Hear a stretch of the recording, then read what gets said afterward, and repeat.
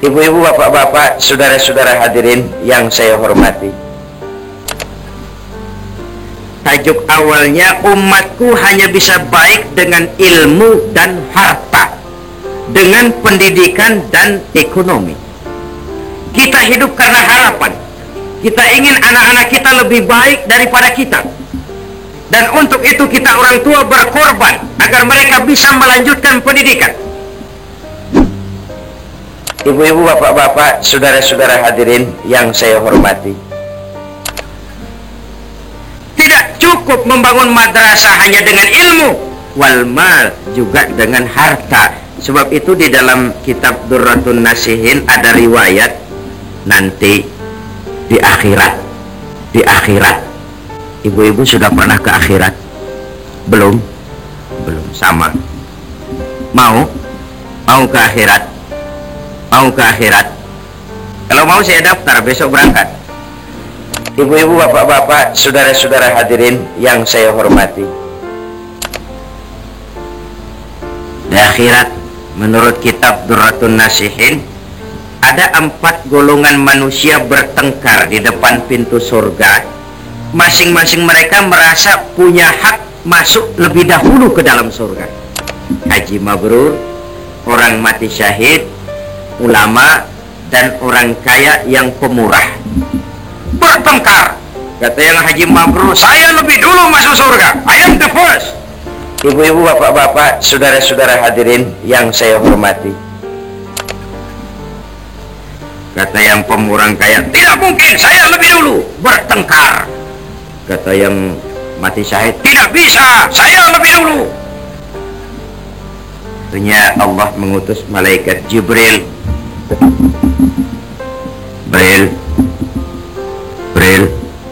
Bril.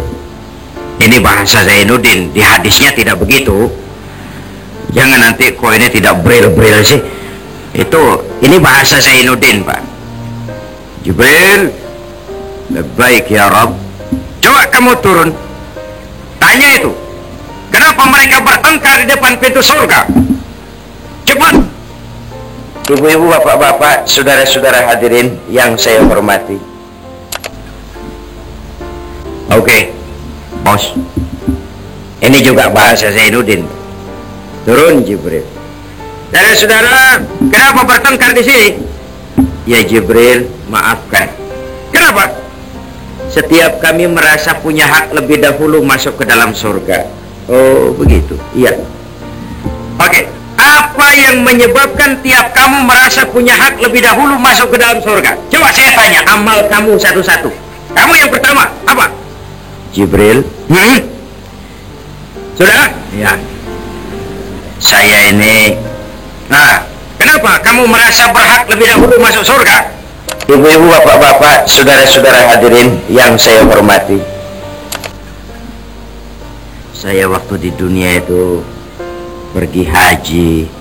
Lalu alhamdulillah haji saya mabrur.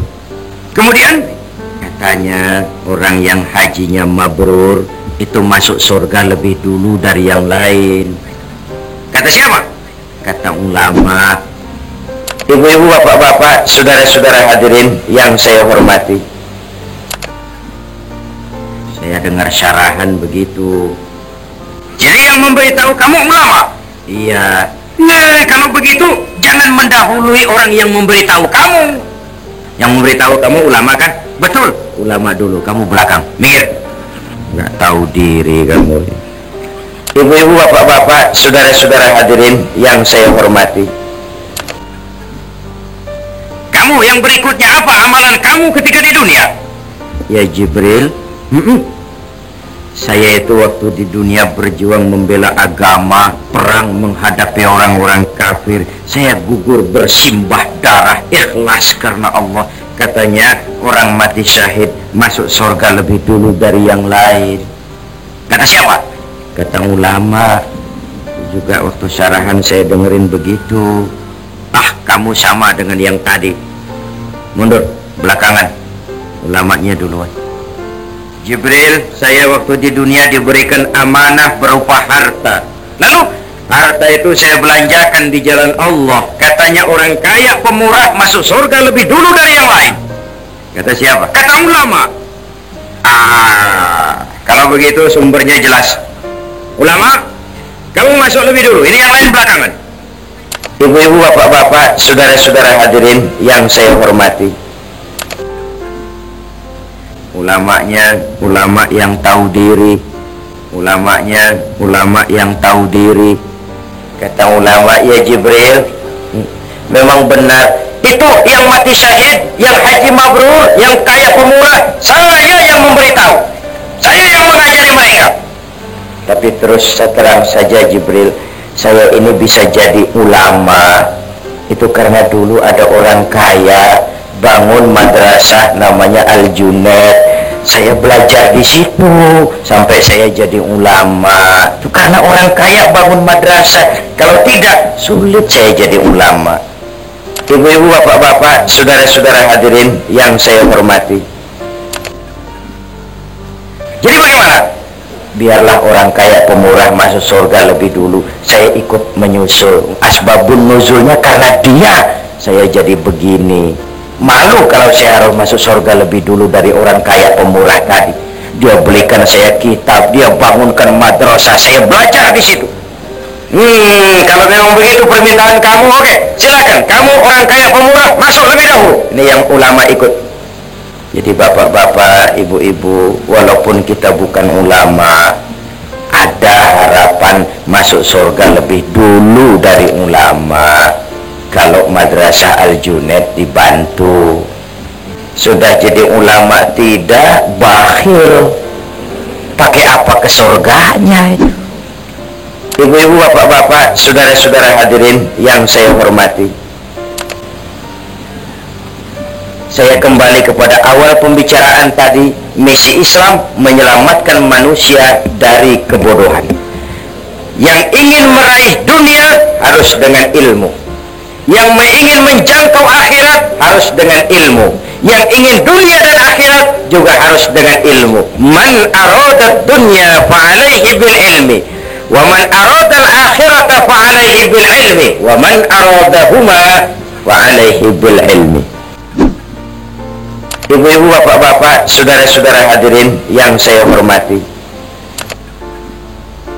Imam Ali karramallahu wajhah pernah ditawarkan, ya Ali, kalau aku tawarkan kepadamu ilmu atau harta, kau pilih mana? Ya, harta. Ya, ilmu. Saya pilih ilmu. Kalau saya berikan ilmu atau harta, yang mana yang kau ambil? Ilmu tentu. Kenapa? Pertama, dengan ilmu saya bisa mencari harta. Tapi belum tentu dengan harta saya bisa mencari ilmu. Ibu-ibu, bapak-bapak, saudara-saudara hadirin yang saya hormati. Harta itu kalau saya berikan orang berkurang. Tapi ilmu kalau saya berikan orang bertambah. Saya ajarkan orang Fatihah, orang lain bisa, saya pun makin hafal. Tidak karena saya ajarkan orang lalu ilmu saya habis. Ngajarin Fatihah, datang orang lain, Pak tolong saya diajar. Oh sudah tidak ada, Fatihah saya sudah habis, sudah diajar. Tidak ada. Tapi uang kita berikan kepada orang berkurang, ilmu kita berikan kepada orang bertambah. Ibu-ibu, bapak-bapak, saudara-saudara hadirin yang saya hormati. Yang ketiga kata Imam Ali, ilmu menjaga kita. Harta kita yang jaga. Makin banyak harta, makin sulit menjaganya. Makin banyak materi, makin banyak pula penjaganya. Kadang-kadang tidur tidak nyenyak, teringat harta. Tapi ilmu, semakin banyak ilmu, semakin terjaga dan terpelihara diri. Sebab itu diingatkan oleh Nabi, inna akhsyaran nasi yaumal qiyamah la rajulun amkanahu Allahu li talabil ilmi falam yatlubhu.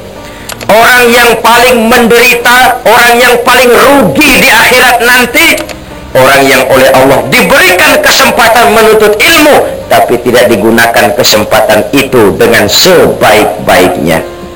Tidak ada yang bisa kita kerjakan tanpa ilmu. Bahkan kata Imam Ibn Ruslan, beramal pun tanpa dasar ilmu. Wa kullu man bighairi ilmin ya'malu a'maluhu mardudatun la tuqbalu. Beramal tidak dengan dasar ilmu, ditolak amalnya. Walaupun niat baik, tanpa ilmu bisa kacau. Ibu-ibu, bapak-bapak, saudara-saudara hadirin yang saya hormati, dahulu di kampung saya ada 3 orang bodoh sholat di suraunya sudah tua, atasnya pagar, banyak tikus. 1 jadi imam, 2 jadi makmum. Waktu tahiyat baru sampai tikus jatuh tepat di depan imam, besar. Imam lantaran terkejut mau at-tahiyatul tikus jatuh, rusak sholatnya. Ibu-ibu, bapak-bapak, saudara-saudara hadirin yang saya hormati, temannya yang di belakang maksudnya baik, mau menegur baik maksudnya, cuma karena tidak ada ilmu, tidak mengerti bagaimana menegurnya. Lain pegang, sedang sholat tak boleh bercakap tuh. Sudah 2 yang batal, yang 1 mestinya selamat, malah berkata untung saya diam saja katanya. Akhirnya jadi ngobrol semua. Ibu-ibu, bapak-bapak, saudara-saudara hadirin yang saya hormati, aduh, bercakap lagi, ngobrol lagi. Ini contoh ringan saja betapa beramal tidak dengan dasar ilmu. Walaupun niatnya baik, hasilnya jadi tidak baik. Umat Islam hanya akan bisa berjaya dengan kekuatan ilmu dan kekuatan ekonomi. Dari sini kita berangkat untuk mengejar ketinggalan kita. Dasar semangat landasannya tidak lain adalah iman dan ukhuwah, keyakinan dan kebersamaan. Karena iman kita hidup, untuk iman kita berjuang, dalam iman kita ingin kembali menghadap Allah. Ibu-ibu, bapak-bapak, saudara-saudara hadirin yang saya hormati, jadi hanya dengan semangat ilmu maka nilai amal itu bisa kita harapkan. Kata orang, dengan ilmu hidup jadi mudah, dengan seni hidup jadi indah, dengan agama hidup jadi terarah. Dengan ilmu hidup jadi mudah. Bapak-bapak yang duduk di sebelah sana tentu tidak jelas melihat ke sini, bisa melihat ke layar. Kemudahan ini karena ilmu. Ibu-ibu, bapak-bapak, saudara-saudara hadirin yang saya hormati, dahulu kalau ada syarahan ya paling 2-3 ribu orang yang dengar. Sekarang dengan audio visual bisa ratusan ribu bahkan jutaan manusia mendengar pengajian, mengikuti syarahan. Manusia tidak bernapas dengan incang seperti ikan, tapi dengan ilmunya dia bisa menyelam lebih dalam daripada ikan. Manusia tidak punya sayap, tapi dengan ilmunya dia bisa terbang lebih tinggi dari burung. Kemudahan-kemudahan ini muncul karena kemajuan ilmu. Dengan ilmu hidup jadi mudah, dengan seni hidup jadi indah. Dengan seni hidup jadi indah, dengan seni hidup jadi indah. Ibu-ibu, bapak-bapak, saudara-saudara hadirin yang saya hormati, memang dia alatul malahi, tapi kalau tidak membuat orang jadi lalai, menimbulkan semangat, itu juga merupakan bagian. Innallaha jamilun yuhibbul jamal. Allah itu indah dan menyukai keindahan. Allah itu indah dan menyukai keindahan. Seni bukan untuk seni, tapi seni untuk menunjang keimanan kita kepada Allah Subhanahu wa ta'ala. Seorang seniman yang mempunyai rasa keimanan, kalau dia berdiri di tepi pantai, dia berkata, alangkah indahnya lautan, luas terhampar biru membentang, sementara ombak menghempas diri ke tepian pantai. Ibu-ibu, bapak-bapak, saudara-saudara hadirin yang saya hormati, kalau laut saja begini hebat, apalagi yang pencipta laut. Allahu Akbar. Dia tidak jadi pemuja laut, dia jadi pemuja sang pencipta laut. Seni yang didasari dengan semangat keimanan. Dengan seni hidup jadi indah.